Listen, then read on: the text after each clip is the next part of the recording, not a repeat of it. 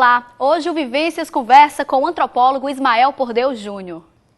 Natural de Fortaleza, Ismael Pordeu Júnior é graduado em Ciências Sociais e Filosofia pela Universidade Federal do Ceará. Tem mestrado em Sociologia e é doutor na França em Sociologia e Ciências Sociais e Etnologia. Ismael foi professor de Antropologia da UFC e é autor dos livros Magia do Trabalho, A Representação do Trabalho na Macumba, Portugal em Transe, Festa de Iemanjá e Umbanda Ceará em Transe. Eu nasci aqui em Fortaleza, no bairro de Porangabuçu, ali ao lado do campo do Ceará. Mas aí eu não tenho lembrança. Depois vou ver, me lembro já no Benfica, na Travessa Quixadá. E lá, lembro do colégio que eu estudei, fui alfabetizado no HP dos Santos, que era do Lauro Oliveira Lima na época. Era a escola assim, de vanguarda, com metodologia de Piaget. Depois daí fomos morar na Avenida João Pessoa, um bangalô ali perto da casa do português. E lá eu fui para a escola, fui para o Capistão de Abreu, também uma outra escola de vanguarda, na época também. Era uma escola de referência em Fortaleza, com novas metodologias de ensino, onde eu fiz todo o meu primário. Depois fui para... Minha família, meus pais me quiseram botar onde meu pai havia estudado, que era o seminário dos franciscanos em Canindé, e eu fui para lá, fui estudar. E aí foi assim, a primeira grande impressão social, coisa fortemente causada pela seca de 58, onde eu vi retirante, vi frentes de trabalho, vi gente passando fome, miséria, etc. E aí foi um impacto, acho que o impacto da infância mais forte. O impacto assim, social, olhar o entorno, o mundo, quer dizer, onde eu vi o mundo, a primeira impressão, esse mundo já avançado, já uma questão social muito forte. Quer dizer, uma família estabelecida, uma família proprietária, etc., etc., no meio de uma miséria total de Canindé na época, em 58, com essas frentes de trabalho com os retirantes. Depois volto para Fortaleza, passo o ano de 58 em Canindé, não, passei 6 meses, volto, estudar no Colégio Rui Barbosa, estudo um ano lá, depois vou para o Colégio Municipal de Fortaleza, que é onde é hoje o Instituto Histórico, na Praça do Carmo. E aí eu fiz todo o meu ginásio. E era um colégio muito bom, com bons professores. E ainda tinha um prêmio no sábado a gente ainda fugir da aula para assistir o cinema de arte do Diogo, onde eu vi filmes assim, de um velho vague francês, etc. Meu científico eu fiz noturno, eu fiz no liceu. Quando eu estava terminando o ginásio, meu pai faleceu, e aí eu fui estudar e trabalhar. Fiz o liceu, o científico, e o último ano eu fiz no Castelo Branco, na Dom Manuel, onde era cursinho, já tinha cursinho na época, cursinho e vestibular.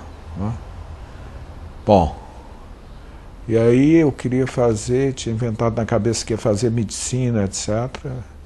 Fiz o vestibular, não passei, sofri um acidente e perdi mais um ano, etc. E quando voltei, fui para outra área, fui para a área das ciências sociais. E aí foi a literatura que me jogou na área das ciências sociais. Foi o livro do Aldous Huxley, que se chama Admirável Mundo Novo. Isso mexeu muito, muito, muito comigo. E questões e tal, e eu me encaminhei para as ciências sociais. E as ciências sociais, eu sou a 3ª turma da Federal, curso que foi montado em cima do antigo Instituto de Antropologia, fundado pelo Dr. Tomás Pompeu, e depois foi criado esse curso em 68, que foi o período da reforma universitária, quando a ditadura intervém nas universidades, acaba com os institutos, etc., e cria os departamentos. E nesse período, então, eu faço um ano aqui, 1970, o AI-5, prisões, você chegava na faculdade, os colegas tinham desaparecido, tinham sido presos, etc. E aquilo me sufocava muito. E eu fui passar umas férias no Rio de Janeiro, férias que durou 5 anos. Eu morei 5 anos no Rio de Janeiro. E nesses 5 anos de Rio de Janeiro foi um deslumbre, um verdadeiro deslumbre, né? Trabalhava no escritório de planejamento do filho do Josué de Castro, fazia o planejamento do Estado, os primeiros planos governamentais a partir de 64, e então era o plano governamental do do Espírito Santo. E então eu recolhia IBGE, estatística, etc., e fazia e estudava em Niterói. Então era uma aventura. Morava na Lapa, trabalhava na Cinelândia e estudava em Niterói. Verdadeiro samba, né? Então bem dentro do espírito da cidade, né? Então a cidade, eu fui ressocializado no Rio de Janeiro. A vida no Rio de Janeiro, a vivência no Rio de Janeiro, o viver carioca, o viver no Rio. Eu não montei panelinha de nordestino, de cearense, não conhecia feira de não sei o quê para comer puxado ou coisa dessa, nada. Realmente eu mergulhei no Rio, fiz bons amigos, que até hoje são meus amigos, né? E pronto, fiquei no Rio de Janeiro esses 5 anos. Depois eu voltei à Fortaleza. Eu não via... Trabalhei 3 anos na editora José Olímpio, no serviço de comunicação da editora José Olímpio. A editora Zé Olímpio, na época, era a grande editora brasileira, dos grandes autores brasileiros. Todos que você alencar da literatura brasileira passaram pela José Olímpio. Tenho uma lembrança muito boa, o Carlos Drummond de Andrade autografando o livro para mandar para os jornais, etc. E eu sentado ao lado dele, abrindo os livros, passando para ele assinar. São momentos que se guarda de boa memória, né? Para não falar nos outros autores que eu conheci. Então foi uma experiência muito boa para a minha própria formação, para o meu mergulho na literatura e para eu retomar as ciências sociais, que aí depois, por questões pessoais, aí passei para o UERJ, etc., acabei largando o curso durante uns 2 anos. E vi que precisava terminar e voltei a Fortaleza, meio em dúvida se voltava, o que era que ia fazer. Acabei me rematriculando na UFC e aí aí eu não parei mais, né? Foi um cavalo montado, né? Um cavalo alazão montado na vida, né? Foram 40, 30 anos assim, direto, dentro do mundo universitário, na universidade, para a universidade, né? Então eu terminei Ciências Sociais aqui. Fui contratado como professor colaborador, participei de pesquisas na área de religião sobre a Umbanda, do professor Geraldo Marcan, e depois eu mesmo encaminhei uma pesquisa minha e imediatamente depois dessa contratação pela universidade veio a possibilidade de uma bolsa para a França, para fazer o doutorado dentro de um programa CAPES-COFECUB, que era um acordo franco-brasileiro que permitia a formação de professores brasileiros e vinda de pesquisadores franceses, ida de pesquisadores brasileiros, e foi um programa excepcional que montado pela Unesco e voltado para as universidades do Nordeste, né? Depois tomou tal volume que hoje claro que há um CAPES-COFECUB somente para a USP, há um CAPES-COFECUB para a Amazônia e há um CAPES-COFECUB distribuído entre o resto. Mas o Ceará, a Universidade Federal do Ceará, foi o fundador, a primeira universidade até o acordo com a CAPES-COFECUB, né? Pronto, e aí eu desembarco em Tours, na França. Desembarco em Paris, claro. E aí passo uns dias em Paris, depois pego um trem, vou para Tours, sou bolsista do governo francês, a bolsa enorme, E aí eu vou morar na cidade universitária, onde era mais barato, onde tinha o quarto, tal, era subvencionado também pela bolsa, era perto do restaurante universitário, também, pronto.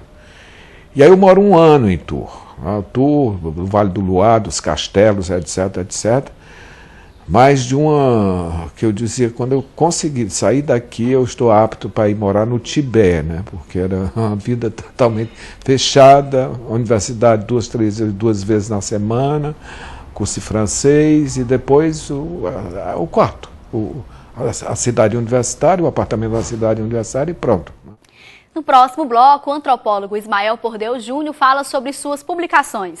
O Vivências volta já, não saia daí!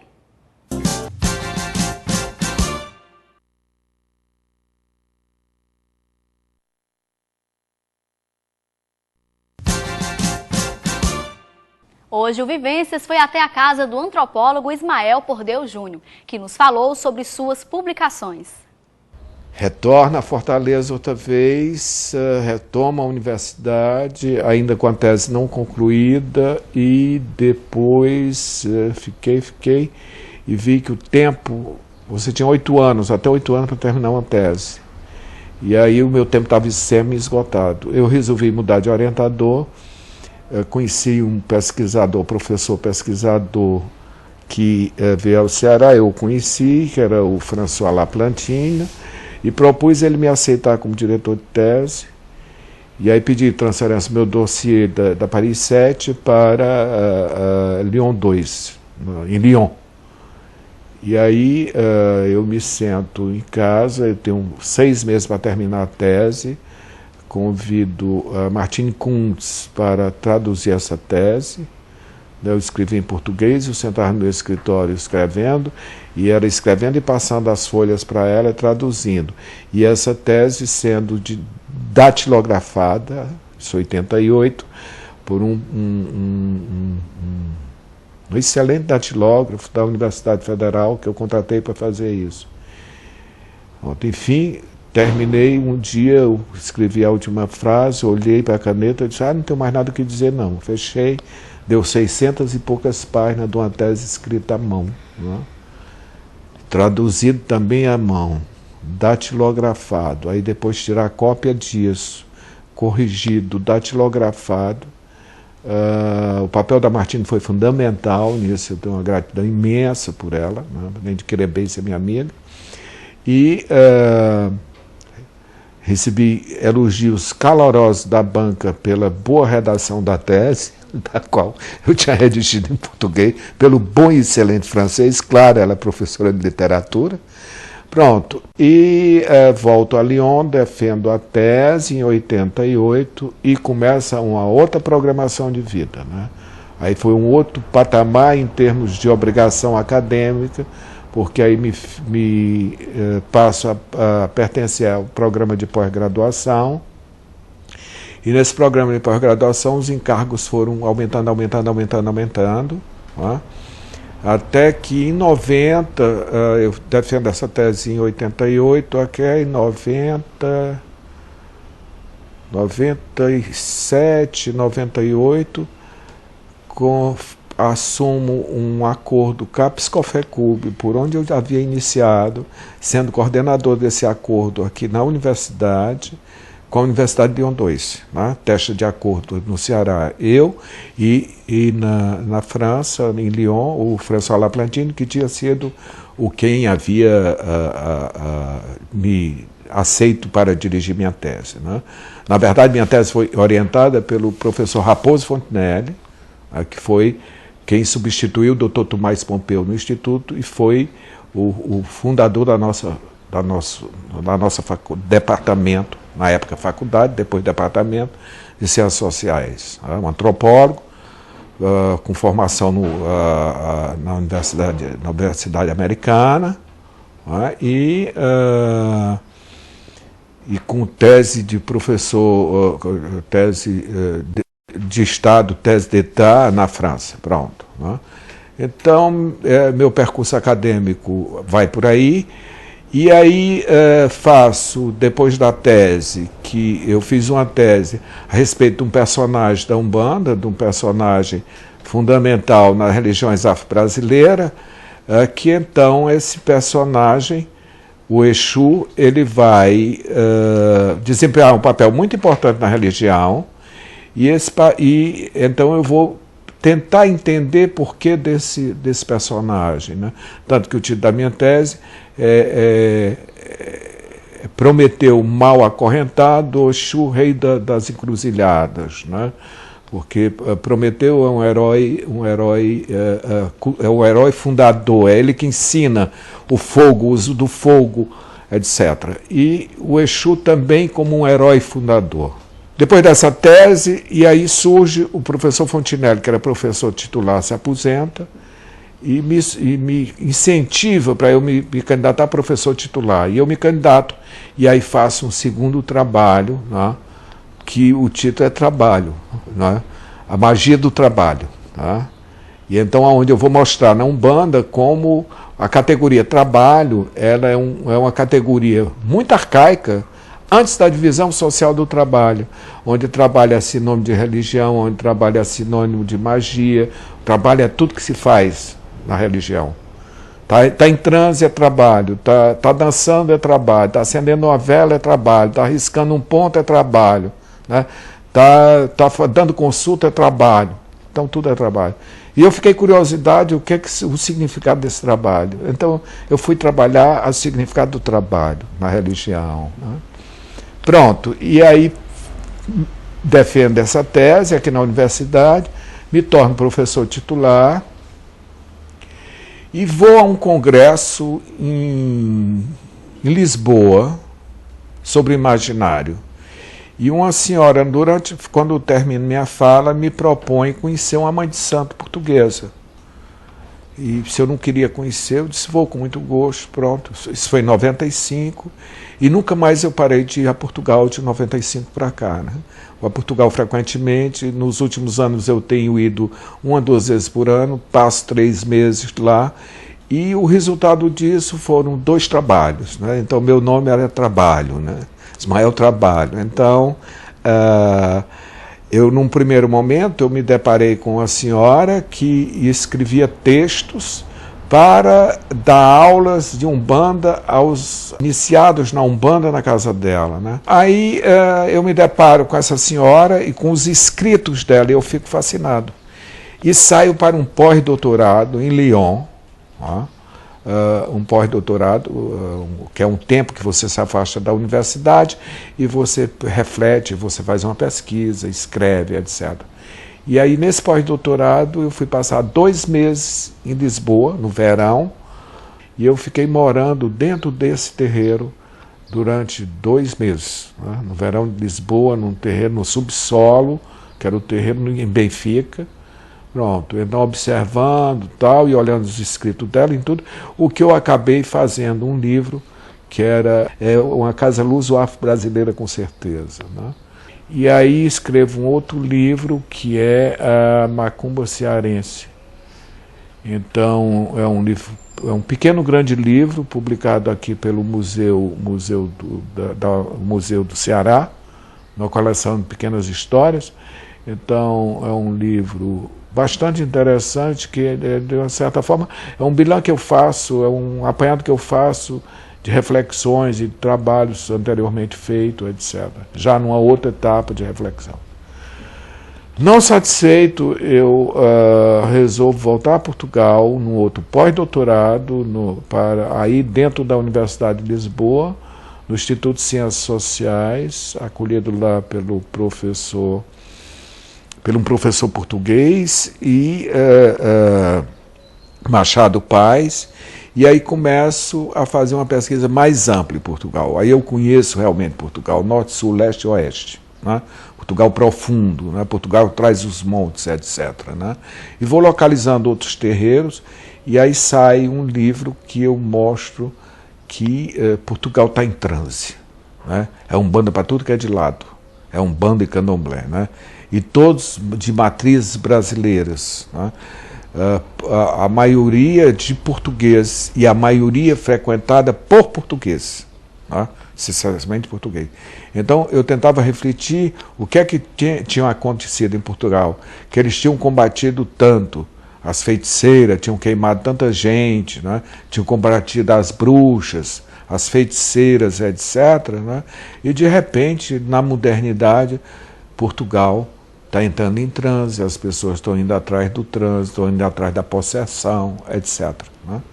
Então esse livro é um apanhado não só desses terreiros, mas também das narrações das pessoas por que procuraram essas religiões.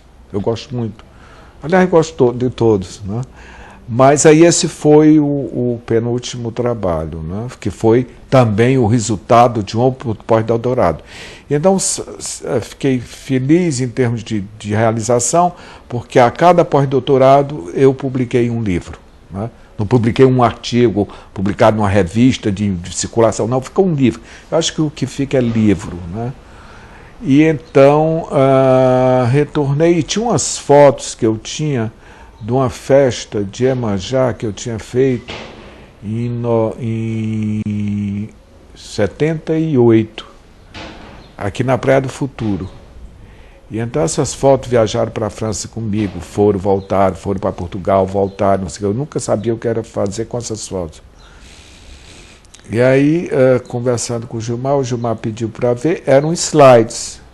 O Gilmar pediu para ver e tudo, quando ele me chega de presente, as cópias desses slides, tudo em foto. Disse, mas eu ver se tu publica isso e tal. Aí eu deixei ficar amadurecendo aí pela mesa. De repente, um dia eu me sentei e comecei a pegar as fotos e pregar num caderno em branco, né? E fui deixando minha cabeça fluir e tudo. E de repente as fotos saíram, as fotos se organizaram. Aí eu escrevi um texto e aí publiquei um livro, também com o selo do museu, sobre a festa de Iemanjá, né?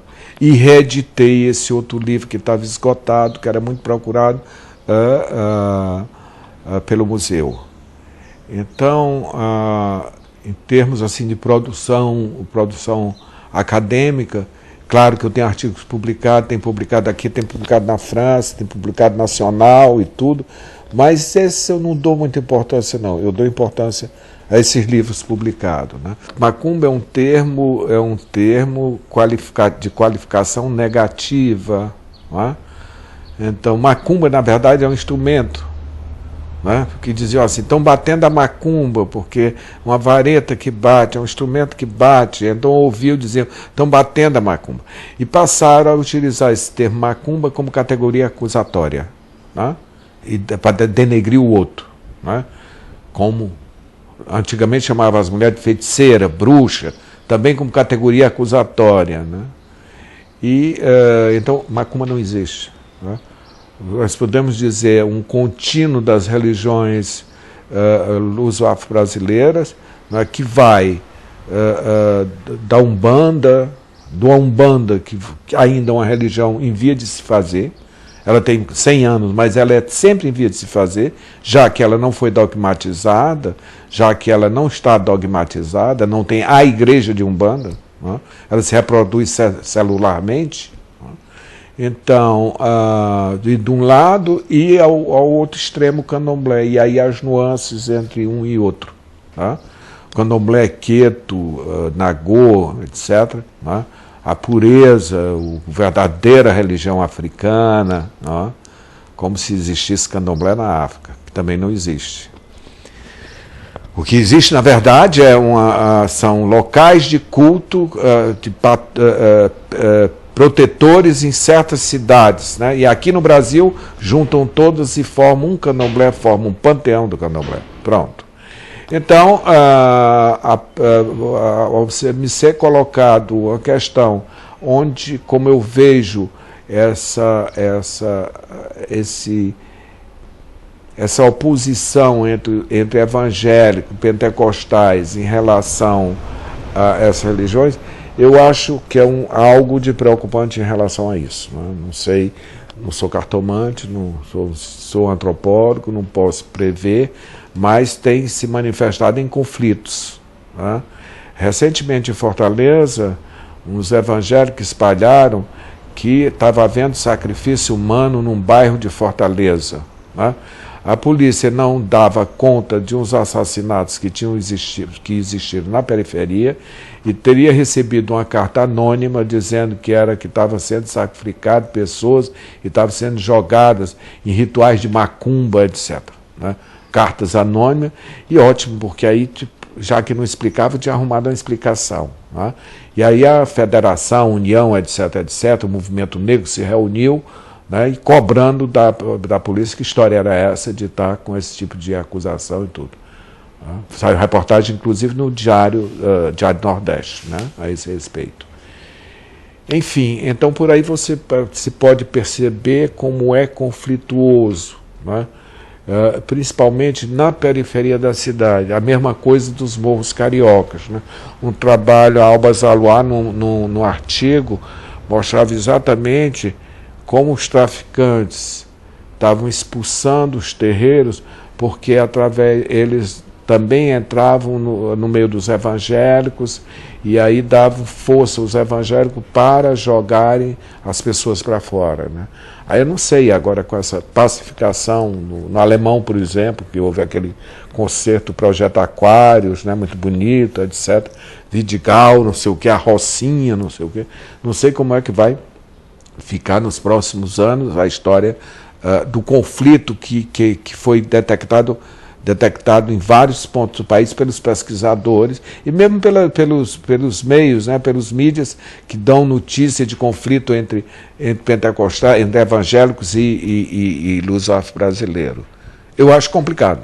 Eu acho complicado porque a gente vê que qualquer conflito é complicado. E de ordem ideológica é mais complicado ainda, né? Então, a gente vê a questão de guerra de religiões, etc., ou se apoiando em religião para fazer atentados, etc., etc., né? Então é muito preocupante isso. O Vivências fica por aqui. E você já sabe, se quiser enviar dicas ou sugestões de programas, entre em contato pelo telefone 3477-3422. Assista também a todos os programas da TV Unifor pela internet. Obrigada pela sua companhia. Até a próxima!